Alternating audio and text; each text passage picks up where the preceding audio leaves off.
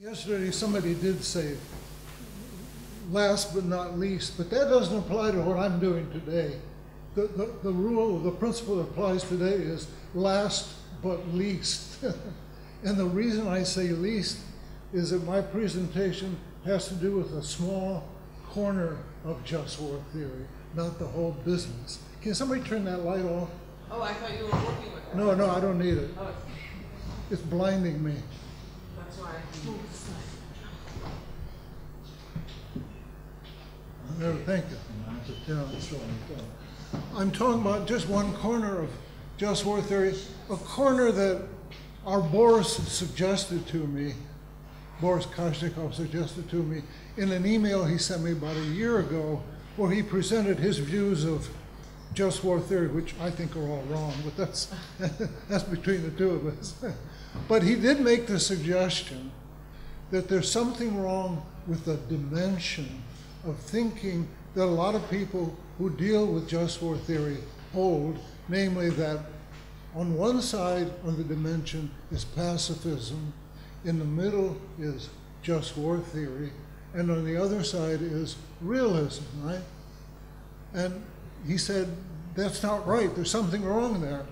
And I looked at it, I said, yeah, there is something wrong, because what's happening there is, to use Ryle's terminology, somebody's made a category mistake.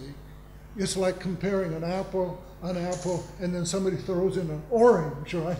It just doesn't fit. What we need is 3 apples in a row, right? So what has to happen to fix the dimension is we have to pull the realism position out, because it's a non-ethical theory, right? Pacifism is an ethical theory. Just war theory, obviously, is we call it ethical war theory earlier today. We have to put another position in there to replace realism. And Boris suggested what we should put there is militarism, because militarism is an ethical theory. I mean, part of the argument for militarism is that if we have a society that encourages thinking about war, training for war, actually fighting a war, that the virtues are enhanced in the society. The society becomes a community more, right? It's good for the community to have war every once in a while, even though, of course, wars are costly. Still, it's an ethical position. It may be a bad ethical position, but it's an ethical position. So I'm changing, for purposes of my presentation, the dimension to be pacifism, just war theory, and militarism, right? And I take the position of realism and put it up by itself for a moment, okay? Now, one of the things you learn quickly when you do it this way, it's not important from an overall line of thinking, is that when you get the new dimension, you realize that the dimension is not digital. It's not like just war theory is here, and pacifism is here, and militarism is here. Rather, it's, what's the term I'm thinking about? It's analog. It's an analog concept. So you could be a just war theorist and change a few things, like make the principle of last resort more strict, and you can gradually move in the direction of pacifism. It works the other way, but I don't want to take the time to talk about that. Okay, so I've got our new dimension in place, corrected, right? Second thing you do is now look at realism. Once you look at it seriously, which for the first time you can do because it's by itself, right? Not being confused with the wrong ideas. Once you do that, you realize that there are 2 versions of realism, right? One you might call strong realism. And strong realism says that if you fight a war, a necessary and sufficient condition for fighting that war is that self-interest should be there, right? Necessary and sufficient condition. The weak version of it merely says, yes, self-interest is there, but it's there only as a necessary condition, right? So now we have kind of a dimension on a separate level. And the question that comes up next would be, how do these two sets of dimensions, how do they mix with one another? Can one cooperate with the other or not, right? All right, let's look at pacifism and strong realism. Can they get along together? Clearly not, because realism, strong realism, is going to say that there are times, if the necessary sufficient conditions are there, that we can have a war, and a pacifist is not going to allow that, right? So if you're a strong realist, you can't be a pacifist. If you're a pacifist, you can't be a realist. They exclude one another. The same thing applies, in this case, to weak realism. Because a weak realist is somebody who says, sometimes, if we get this necessary condition in place and it's supplemented by another principle, we can go to war. But of course, the pacifists won't allow that either, right? So we could say, just speaking generally, that pacifism and both forms of realism are incompatible with one another. If you're a pacifist, you can't be a realist. If you're a realist, you can't be a pacifist. That's simple. Now, you go to the other side on militarism, you'll find that militarism is incompatible with strong realism, because strong realism says that no ethical concerns will be allowed to enter into our discussion of war. Only self-interest ones will apply, right? And of course, the militarist wants to have ethical concerns in place.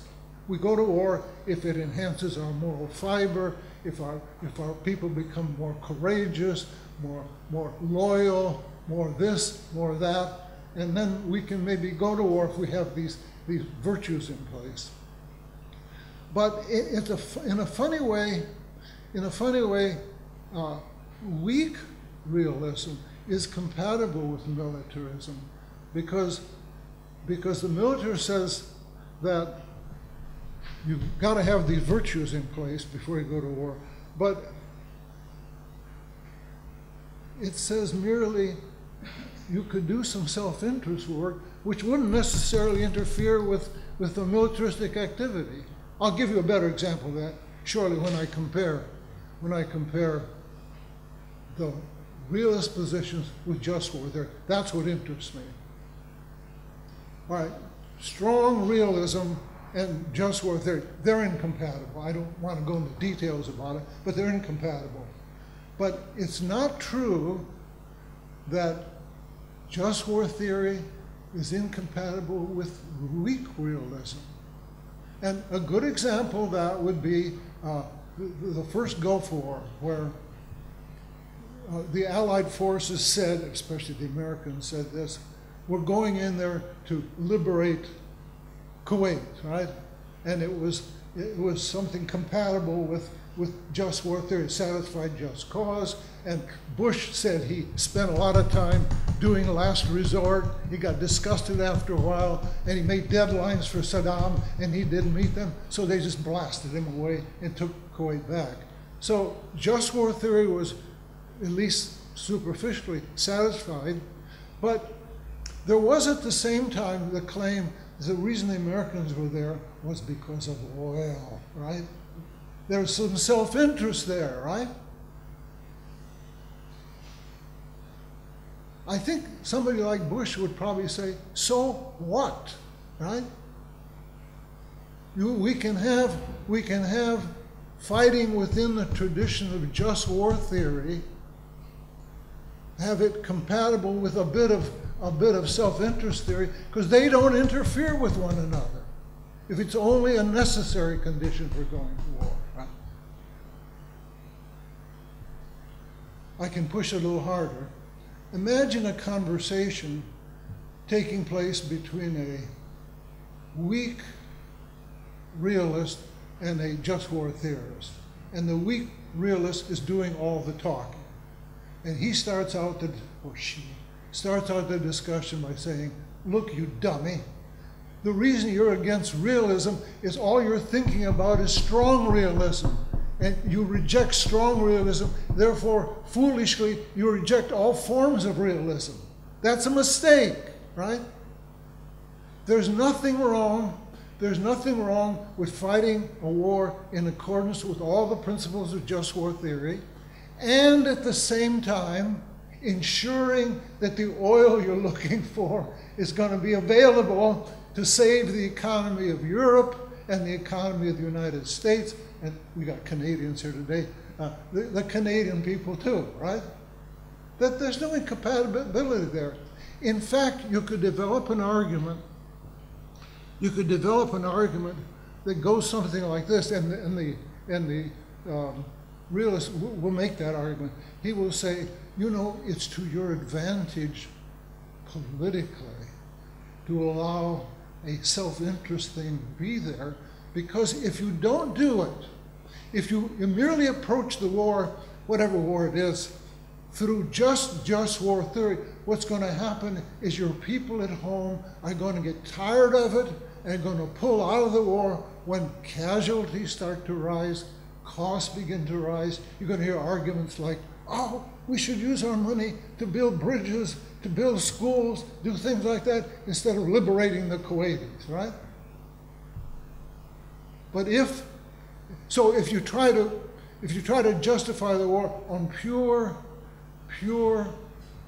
just war theory talk, politically, there's a good chance before you finish the job, the politics at home going to force you to pull your troops back before you've liberated Kuwait, let's say.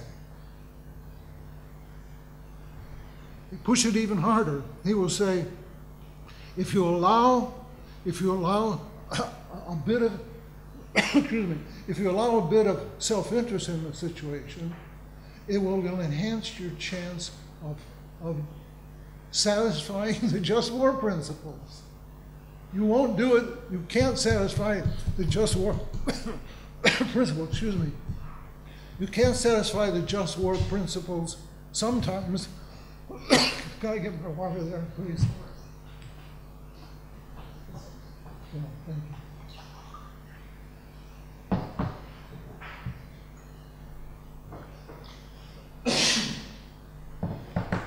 You can't sometimes satisfy the just war principles if you don't get support from home. You're more likely to get support from home if you not only fight the war for the benefit of just war and save the Kuwaiti people, but in addition, get your oil, which encourages your people to say to the soldier, stay there until you get the job done, right? So, in a funny sense, you arrive at a conclusion that seems counterintuitive at first. You're better off fighting a somewhat corrupt or maligned just war theory that depends a little bit on being successful with self-interest things than you are trying to be a puritanical just war theorist, right?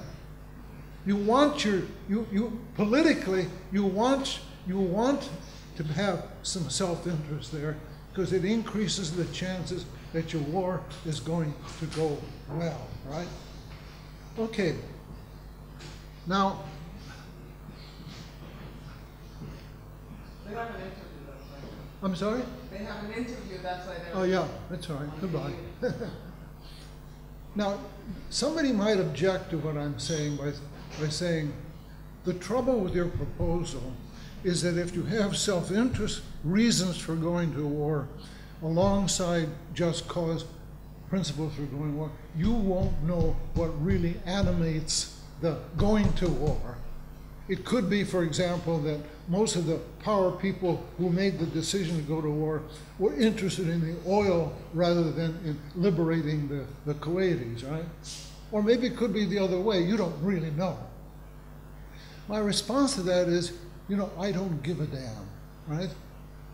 I'd only raise two questions. One is, did you keep, as a result of what you did you keep the oil prices down?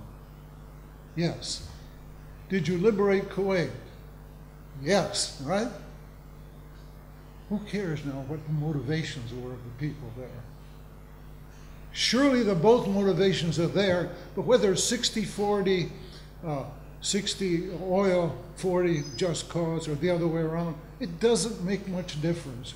We don't have to prove to people that we're Kantians who do moral things always in accordance with duty, right? What matters in political situations is that you get the job done. And if you get the job done by having a mixed picture of what's motivating you. By the way, I think that's a pretty realistic picture of what motivates you.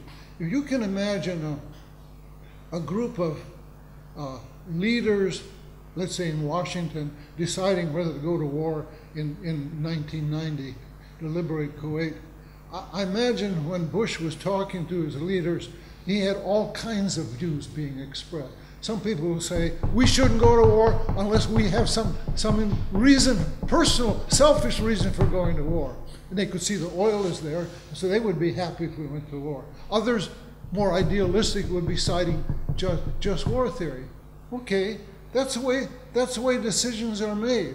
What I'm suggesting is you shouldn't be embarrassed if you make decisions based on a couple of reasons, as it were. One being selfish, one not selfish.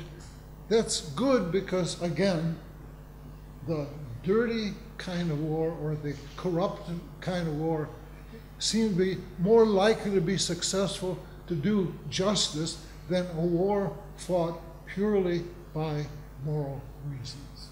End of my presentation. I told you it'd be short and sweet.